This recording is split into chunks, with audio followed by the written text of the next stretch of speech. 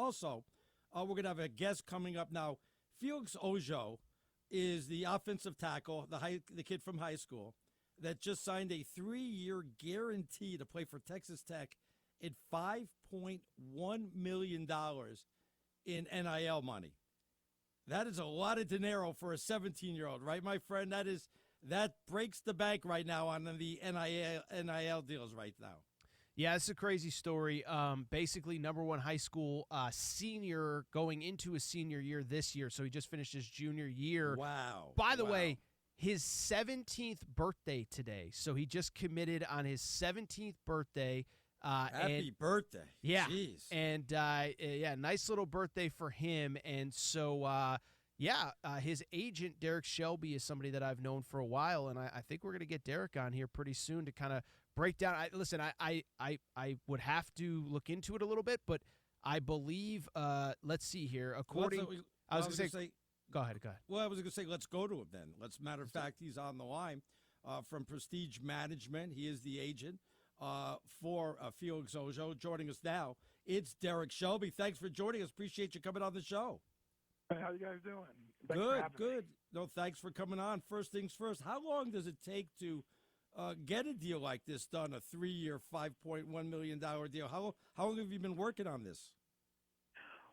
We've been working on this deal for probably about, I would say, 30 days, maybe 40 days total. Once he done his visit, things ramped up pretty quickly. I thought they would be a major contender as long as he liked the school, because he had, of course, everybody was after him from Texas to Ohio State, Florida, Michigan. I think he ended up with probably 70 high major offers, 70 scholarship offers. So, by the way, today is his 17th birthday, right? Yes, just turned 17. Imagine being 16 yesterday. You turned 17 today. You're 6'7", about 290, and you just signed the biggest guaranteed contract in college football history. Incredible. Wow. You know, I got to ask you, Derrick, if you said that he had over 70 schools after him, do you take offers from all 70 schools? And was Texas Tech the highest offer? You know, good question. No, you don't take offers from 70. I told him when he got to like 65 or whatever it was, hey, man, you need to cut this down. You know, so I honestly waited for him to cut it down to like 5 to 7 schools. Wow. And honestly, when you cut it down to 5 to 7 schools, Texas Tech wasn't even on that list. Wow. Right? You know, so there was, Notre Dame, everybody was on the list, right? But Texas Tech was not on that list.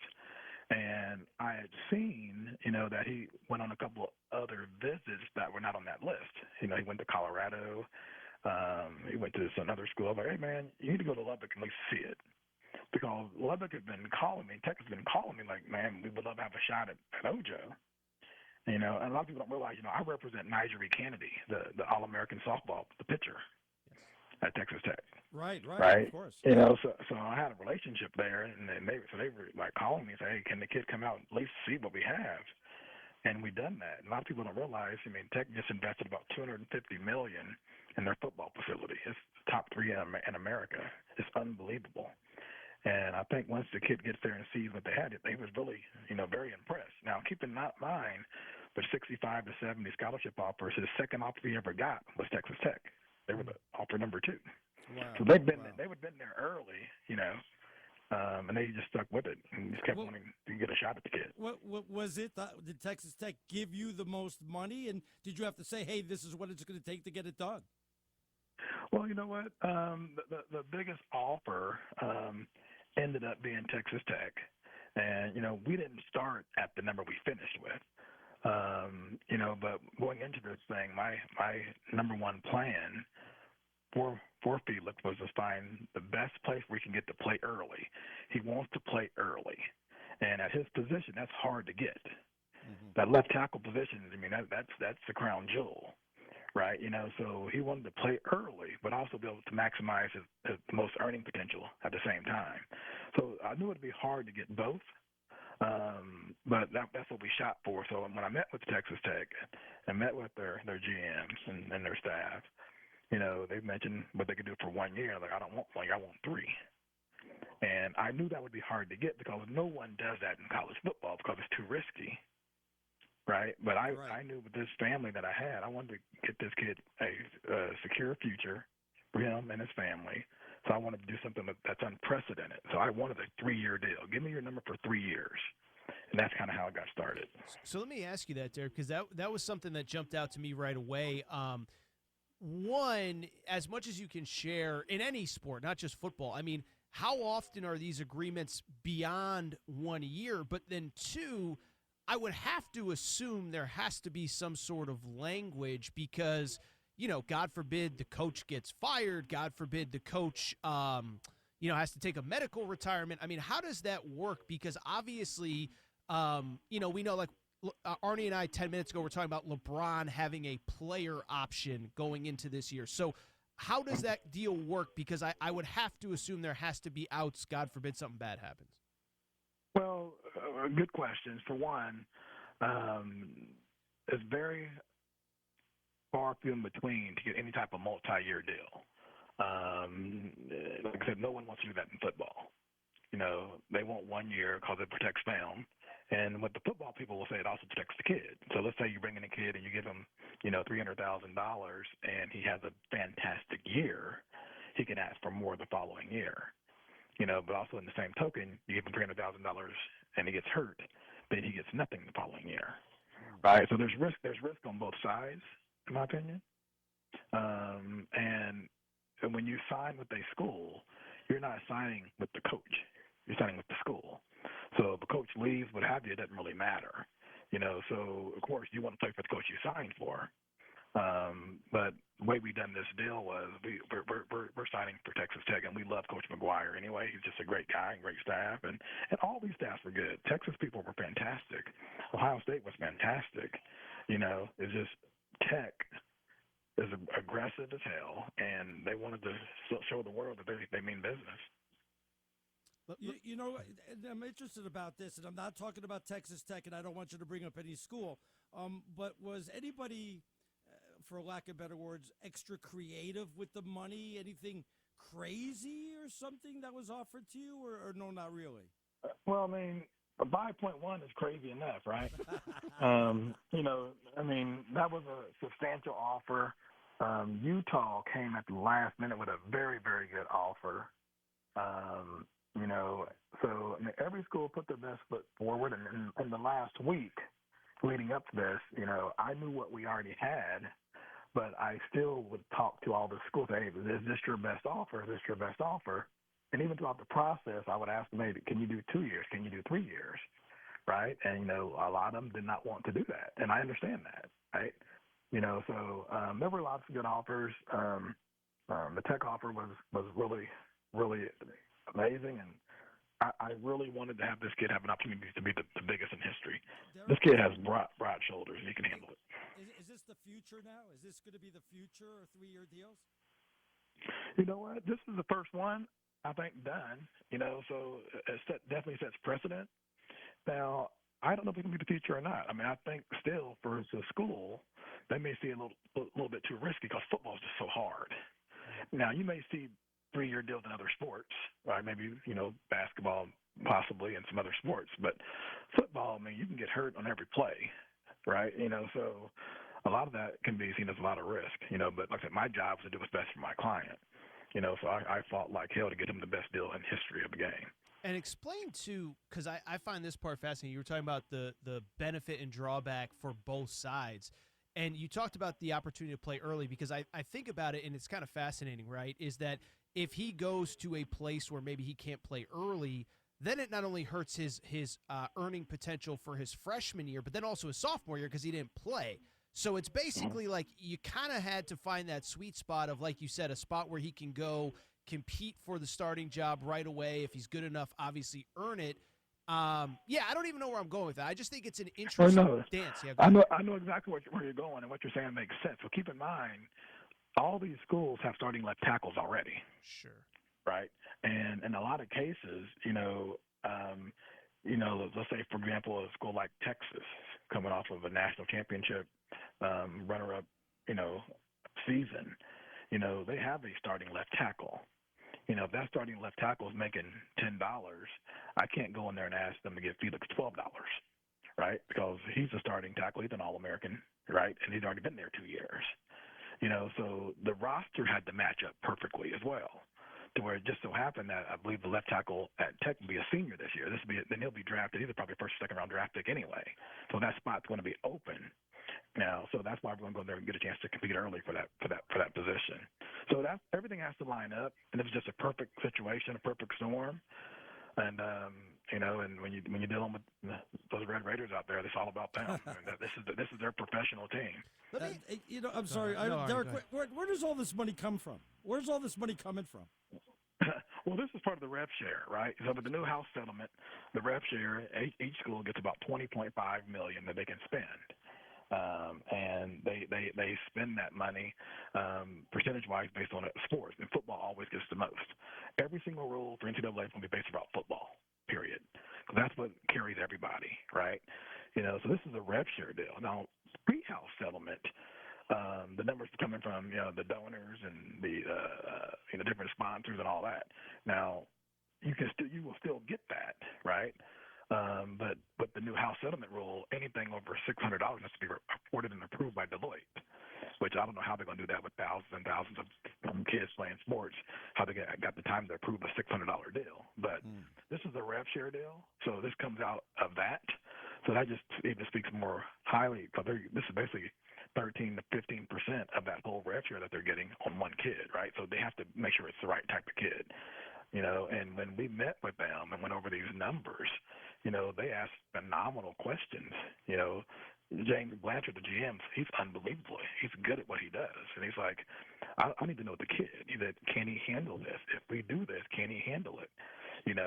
Can you handle being in that locker room with this on your shoulders?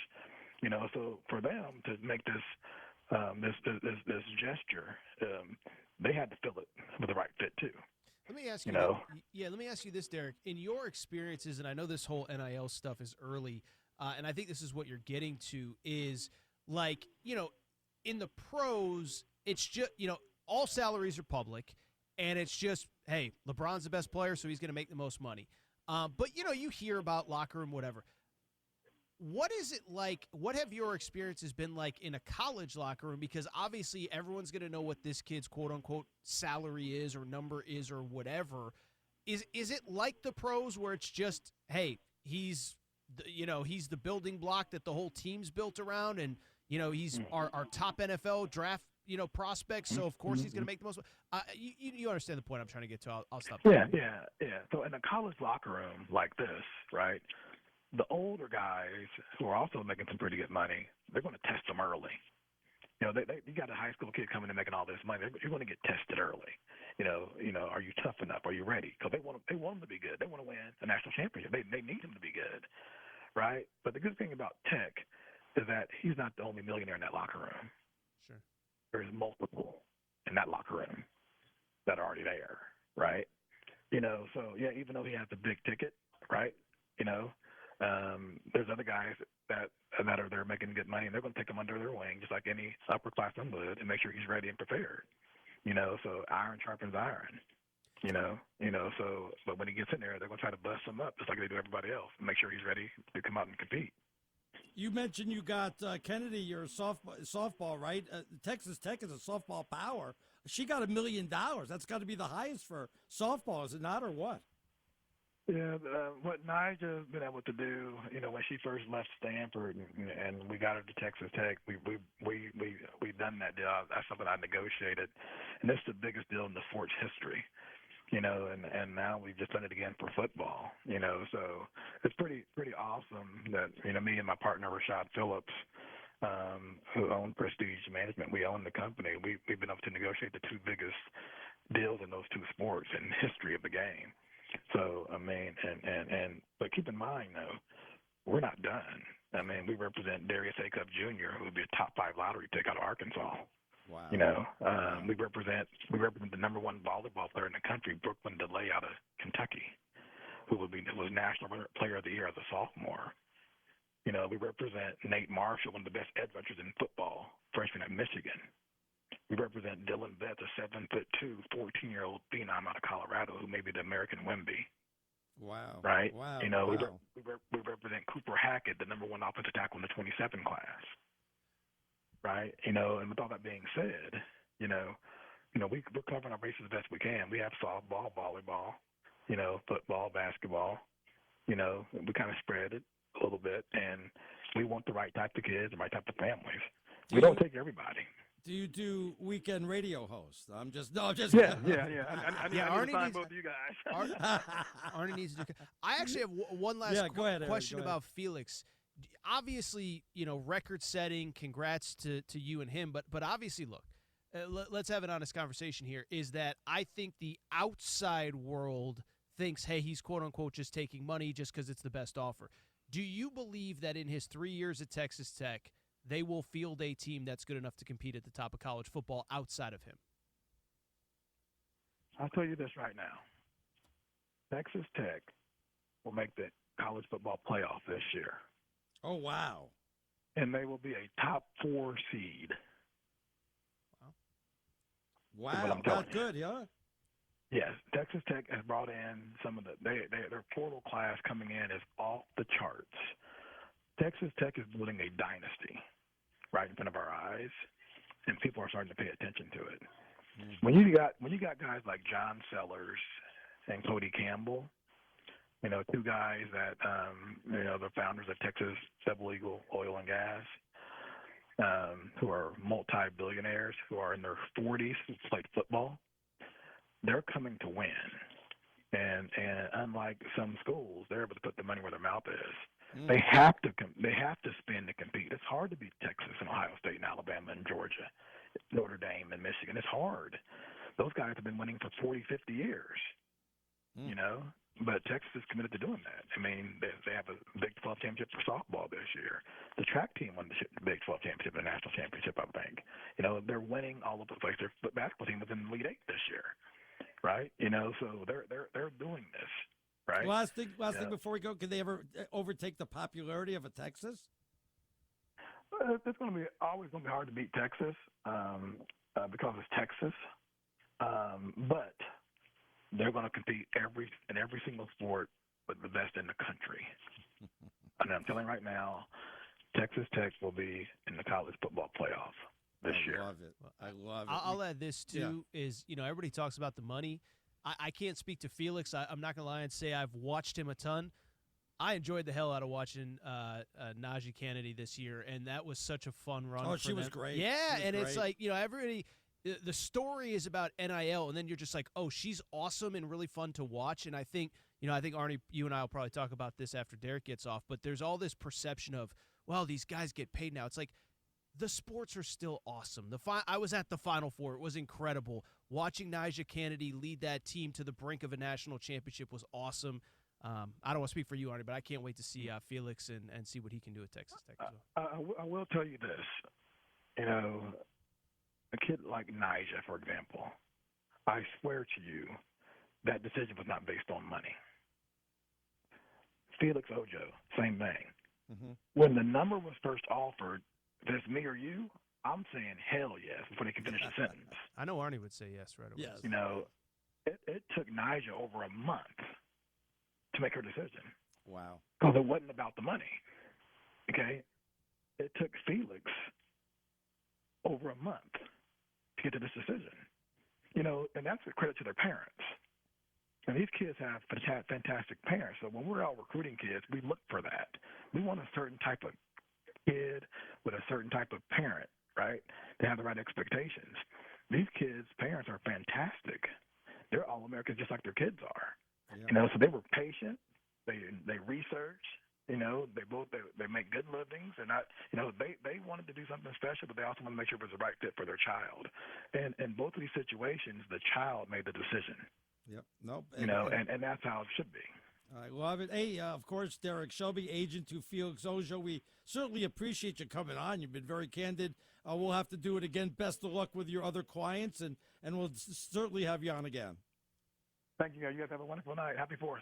Thank you, Derrick. Derrick. Derrick Shelby. Interesting stuff. We'll come back, Aaron. We'll talk about that. Aaron Torres, Arnie